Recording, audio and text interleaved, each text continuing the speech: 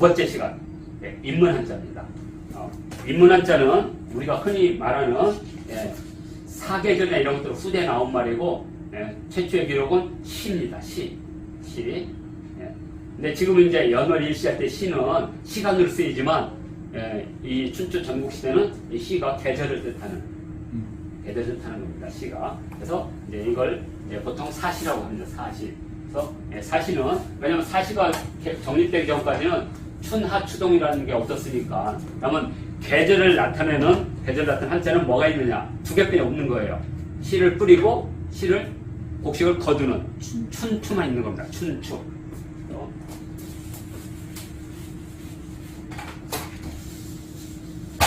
그래서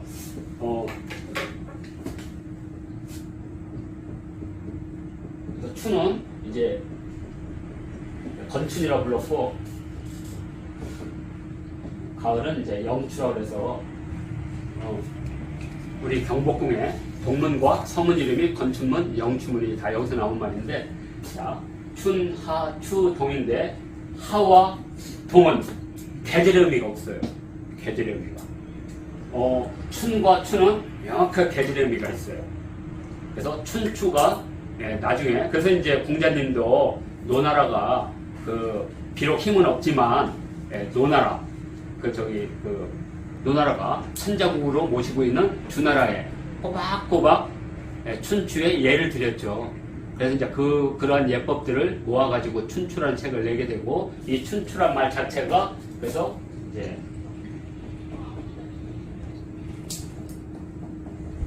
시간도 되고, 나이도 되고, 그죠? 계절도 되고, 그 다음에 또 하나는 정의가 되죠. 정의. 춘추필법이라고 그랬죠. 춘추필법. 그러니까 역사의 정의하면 이제 춘추가 되는 거죠. 그래서 그래서 나중에 이것이 다시 책으로도 나오게 되고, 그리고 이것이 나중에는 경전까지 발전하는 거죠. 오늘은 이 부분을 설명해 드리겠습니다. 자, 먼저 봄부터 시작했습니다.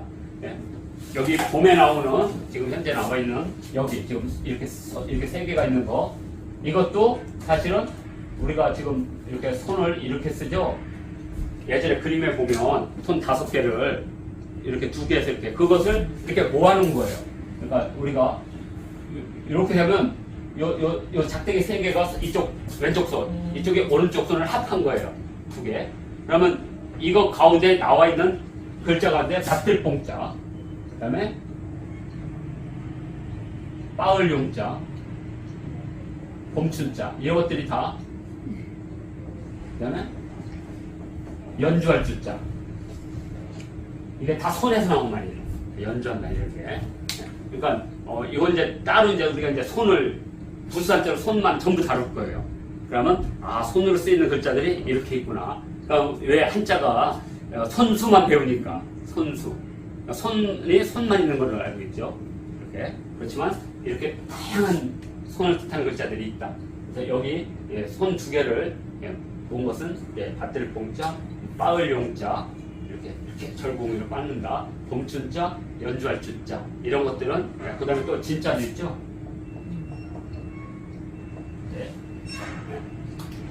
돌이나 이런 것들을 심다, 뽑다, 이런 뜻을 갖고 있습니다. 서쪽의 진나라가 그런 일들을 했던 사람들이라. 지금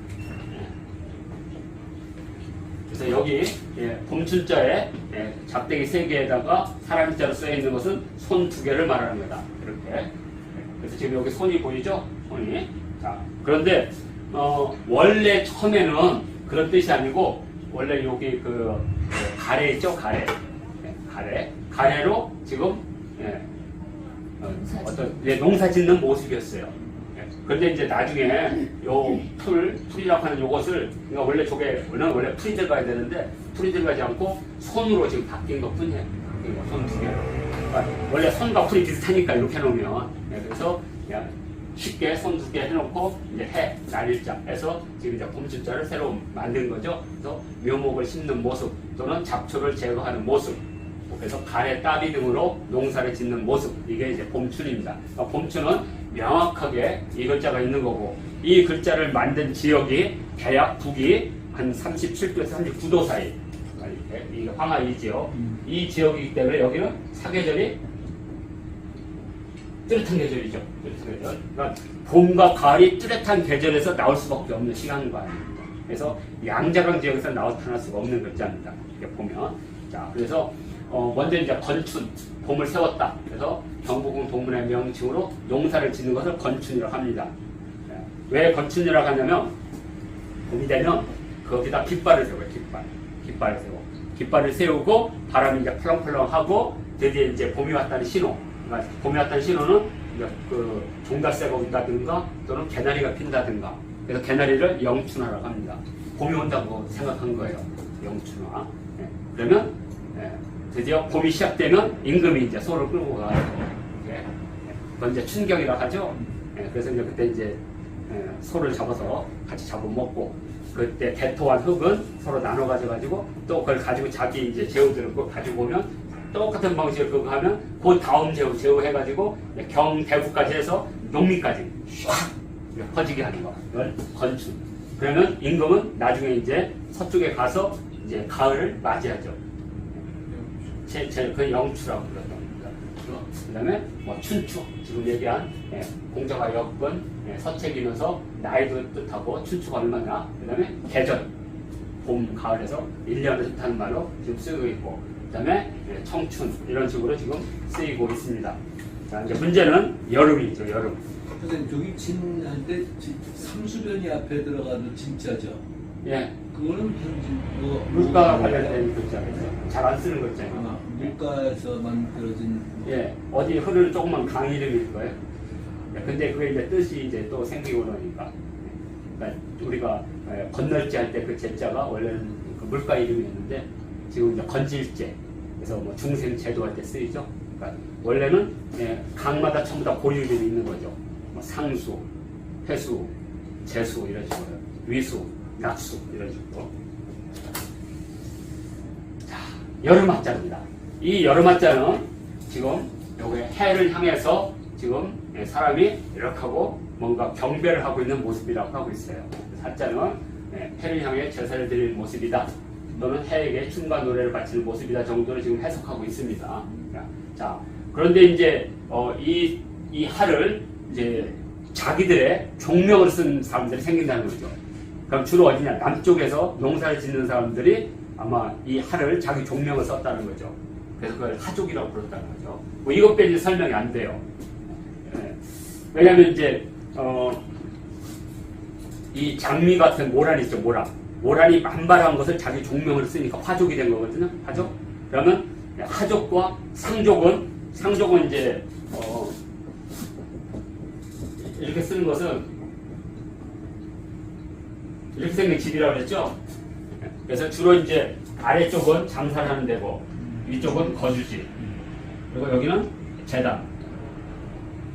위에 여기는 그냥 재단만 이렇게 상징적으로. 그래서 이런 것들을 이제 고자라든지 상자 같은 글자에서 나온 거거든요. 그래서 이제 이러한 건물을 자기 종명을 쓰는 건 이제 상족. 이렇게 보고 있어요, 현재. 예? 뭐 주족 같은 것도 이제 자기 종명을 쓰고 있는 거죠, 주족. 그래서 이 하족도 그 지역의 어떤 그런 특징적인 제사 행위를 통해서 하족이라고 나오지 않았을까 이렇게 지금 현재 합니다. 그런데 이제 나중에 이 화족과 하족이 연합을 하죠. 연합을 해서 이제 동방에 이제 치우족과 전쟁을 하죠. 그래서 염제 후손과 황제 후손이 연합을 하고 그래서 염황이라고 그랬죠. 그리고 이제 동방의 치우가 전쟁을 하죠. 그래서 이제 치우가 지게 되죠. 중국 역사에서는. 우리 역사에서는 치우가 잡아다가 너 인생 이렇게 살지 말라고 대가리 치고 용서했다고 그랬는데 저쪽은 치우가 두려워서 새투막을 내서 무덤을 넣었다. 이렇게 되어 있거든요. 그래서 중국인들을 화하라고 불렀던 겁니다. 줄여서 화하. 그냥 줄여서 화라도 하고 줄여서 하라도 부릅니다. 어느 것 써도 돼요. 근데 합하면 화하죠. 화하죠. 그래서 이제 서경이나 이런 데서 오랑캐가 중국을 겁탈하고 침략한 건 늘 이렇게 만이화하. 그러니까 만이화하를 막는 게 요거예요. 아까 존왕 양이 오랑캐들이. 그래서 다른 말은 이제 그걸 존주론이라고 부르죠. 주나라를 이렇게 존중했다. 그래서 이 만이화라는 존왕량의 상대적 개념이다 이렇게 보시면 됩니다. 그래서 북방과 동방에 사는 종족이 중국을 공격하다 이런 뜻입니다. 쓰는 거니까요. 그래서 이때 이제 하가 이제 종족 이름을 써요. 그러니까 이제 두 개를 쓰는 거죠. 하나는 따뜻한 여름을 뜻하는 농사를 짓는. 왜냐하면 지금 양자강 지역에서는 바로 여름 기간 동안에 농사를 짓거든요. 이보작을 하거든. 이렇게. 그런데 이제 이것이 종명으로 쓰이면서 두 개가 쓰는 거예요. 하나는 하족이라는 종명으로 쓰이고 하나는 계절로서 여름이라는 뜻을 쓰고 있는 거죠. 그러니까 이것은 우리가 말하는 이렇게 계절로서 여름은 없는 거예요. 계절로서 여름은. 자, 그러면 이제 가을이겠습니다. 이 가을이 또 재밌는 글자인데요. 지금 여기 보면 말 그대로 메뚜기. 제가 왜 했냐면 이 추라는 글자가 메뚜기 황자와 같은 글자예요. 옛 글자가. 근데 이제 혹시 어떤 글자는 귀뚜라미가 우는 계절이다 이렇게 하는 글자. 근데 이제 이것은 소수설이고 다수설은 메뚜기를 불에 구워 먹는 모습이다라고 보고 있어요. 이렇게. 근데 여기에는 메뚜기 황자에 불에 구는 모습이 없죠. 근데 가을 주자의 이 전자를 보면 이 메뚜기 밑에 불이 있어요. 이렇게. 그러니까 쉬운 말로 하면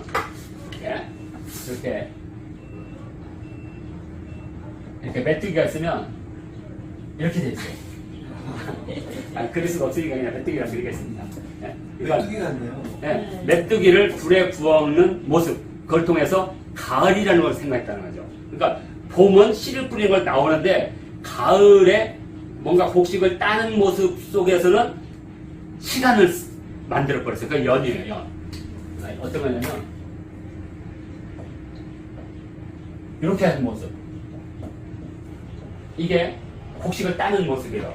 그러니까 이 곡식을 따는 모습에서 가을을 만들어도 되는데 그렇게 만들지는 않았다는 거죠. 그래서 가을을 만들 때는 이렇게 벼화자고, 그러면 왜 이게 벼화자로 갔느냐? 원래 이거 메뚜기 황자를 그려야 되는데 이게 복잡해요. 메뚜기 황자가. 그래서 할 수 없이 메뚜기가 항상 벼에 붙어 있잖아요. 그래서 메뚜기 황자를 이제 벼화자로 바꾼 거고 불화자를 넣어서, 그래서 벼를 굽는 게 아니라 벼에 붙은 메뚜기를 구워 먹는 계절, 그래서 가을 추라고 현재에서 그렇게 됩니다. 자, 그 다음에 여기 재밌는 게 추파입니다. 추파. 은은한 눈길, 가을바람에 출렁이는 물결을 뜻하거든요. 그냥 뜻대로 가을바람에 출렁이는 물결이에요. 근데 이게 왜 은은한 눈길일까요? 당나라 때 처음으로 나온 거거든요. 그때는 그냥 추파하면 가을에 물결이 이는구나 정도의 그냥 보통 그냥 문장이었어요. 근데 이제 당나라 때 이하라든지 여러 이제 그 시인들에 의해서 추파하면 여성들이 남성들에게 주는 은은한 눈길로 바뀝니다. 왜 그럴까요? 가을에는 그 햇살이나 이런 게 이렇게 은은해져서. 가을에 초가을이 오면 물결이 세게 안 오거든요. 살랑살랑 오거든요. 그래서 눈웃음을 말하는 겁니다. 추파라는 게. 그래서 하여튼 가을에서 가장 많이 쓰는 건 이제 추파. 그리고 우리는 영추, 가을을 맞이하다. 왜냐하면 세종대왕께서 건춘과 영추문을 짓고 여기 이분을 광화로 지을 때 그러한 이름들을 다, 광화라는 주역의 동말이고 지금은 이제 서경에서 왔다는 말을 쓰지 않는 것 같아요. 그죠? 왜 근거가 없는 거니까. 그거 원래 없는 말이에요. 누군가 하나 잘못 말해가지고 그냥 너도라도 다 그거 썼다가 지금도 광화하면 전부 다 서경에서 왔다고 다 돼 있죠. 근데 이제 아마 지금은 그 어디죠? 문화재청에서 나온 그 현판 거기서도 출처가 불명하자니까 빼버렸죠. 근데 광화는 주역에서 온 말이에요. 광 따로 오고 밭 따로 이렇게. 마찬가지로 이제 우리가 많이 하는 게 이제 세종대왕이 그 이름을 지을 때 그러한 시간관에서 정확하게 이름을 지은 거니까. 그래서 영추고 메뚜기와 깊은 관련을 했다. 지금은 이제 메뚜기 황자는 이렇게 쓰고 있습니다. 황자. 그래서 이 황자는 빛날 황자로 쓰이는 거예요. 지금 여기서는 임금 황자가 아니고. 그러면 이걸 만약에 지금의 개념을 하면 모든 벌레들의 우두머리라는 뜻이 되겠죠. 이 황이라는 그런 뜻 없어요. 그냥 황당무계한 황자야. 그냥 빛날 황, 불타오를 황. 진시황에 의해서 처음으로 황이란 말 쓴 거예요. 그러니까 이제 예전에 그 사망 오제를 만들 때 먼 조상은 아닥하다는 뜻으로 황태를 쓴 거고 가까운 조상은 허리띠 가깝다는 거거든. 그래서 가까운 조상은 재로 쓴 것뿐이에요. 그러니까 황제라는 게 무슨 특별한 뜻이 아니에요. 그러니까 만약에 우리 단군 할아버지를 단왕으로 썼거나 단제로 썼다 라는 건 위서예요. 위서 수밖에 없어요. 왜? 군주에 된 칭호가 최초에는 이거였거든. 윤은 그냥 붓을 들고 있는 모습 또는 나무 막대를 들고 있는 모습의 파시스트. 근데 여기에 이제 그 강력한 힘이 들어가요. 강력한 힘. 입구자가 들어간 거예요. 그러면 강력한 힘이 들어가요. 예. 자, 그래서 이 임금군이 있고, 그다음에 후자가 있고, 그렇죠? 그다음에 뭐 있겠습니까? 임금 왕자. 근데 이 후자와 왕자는 권력을 상징하지는 않아요. 왜냐하면 후라는 것은 아이를 많이 낳는 여성의 모습이기 때문에 목의 시족서의 유습이라고 본다면 왕이라는 것은 옥으로 만든 도끼를 가지고 있음으로써 이 자체가 재정일치 사회의 종교적 수장을 뜻하는 글자죠. 그러니까 여기에는 강력한 힘을 가지는 게 없는 거죠. 근데 군하는 순간 이건 명령이 나오는 거거든요. 명령, 군. 그래서 이제 이때부터 그러니까 우리가 단군하면 되게 오래된 거예요. 그러니까 단군은 왕을 넘는 거 이미 명령 체계가 들어온 거니까, 그죠? 그래서 단하면 이제 이 단은 아마 종교적 단을 말하는 거고 군은 이제 정치적 군자 이렇게. 그래서 황이라는 것을 막 되게 높은 거를 알고 있더라고요. 글자라는 것은 어느 순간에 만들어져. 그래서 이제 황제의 아들을 황자라고 하고 황태자라고 하는 것들은 극히 후대에 나온 말이에요. 한나라 이전에는 황태자라는 말 자체가 없는 거니까. 그럼 그때는 뭐냐? 다 태왕이었으니까. 태왕. 그러니까 당연히 태자고, 당연히 태운 거죠. 황후보다 더 높은 거죠, 이거. 고구려인들이 다, 고구려 사람들은 왕의 아들을 왕자라고 부른 적이 없어요. 근데 왕자님 하더라고 주몽해서 딱 뻥. 그건 잘못된 겁니다. 왜냐면 무열도 태자고 다 태자야. 왜? 태왕의 아들이니까. 태왕의 아들은 무조건 태자인 거예요. 그 태자 가운데 적장자를 선출하는 거지. 적장자가 아니고 적자. 그래서 나중에는 이제 장자 계승제를 만들었죠. 그래서 적장자가 나온 거지. 실제 북방민족은 다 쟁탈전이었어요. 청나라 때까지만 해도. 청태종이 8번째 아들이죠. 우리 상상하세요. 집에 식구가 10명인데 8째가 아버지를 계승했다? 상상할 수 없는 거지. 얼치기라도 큰아들이 하지 하는 거지. 그러니까 놀부가 부지런해서 부자 된 게 아니라니까요. 흥부가 게을러서 가난한 게 아니라니까요. 장자와 장자 아닌 거에서 결정 난 거니까. 한때 그런 거 있었거든요. 흥부는 게을러서. 그래서 놀부 찬양론이 있었어요. 그래서 나온 게 놀부집 아니에요.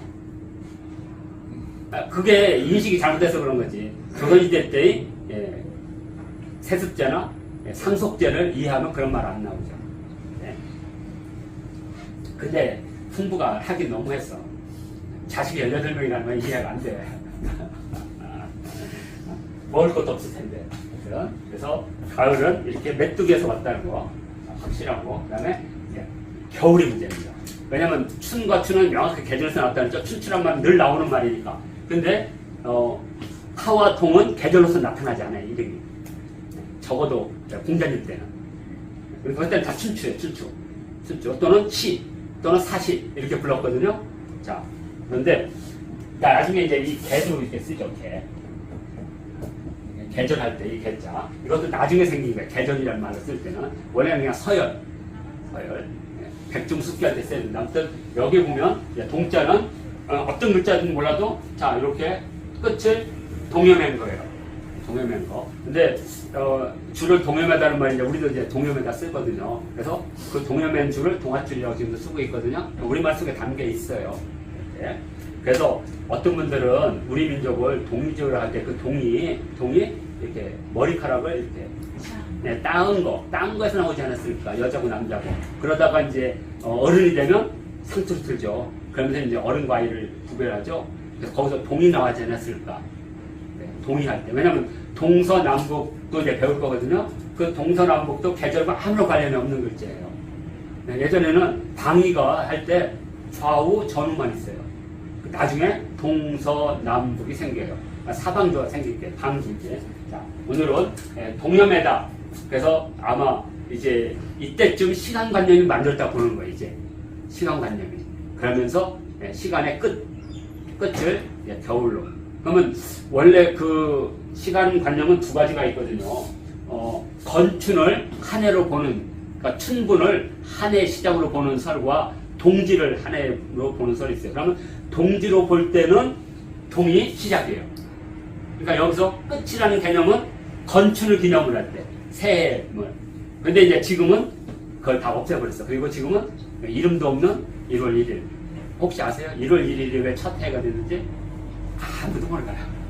왜냐면 12월 21일이 동지거든요. 한 해.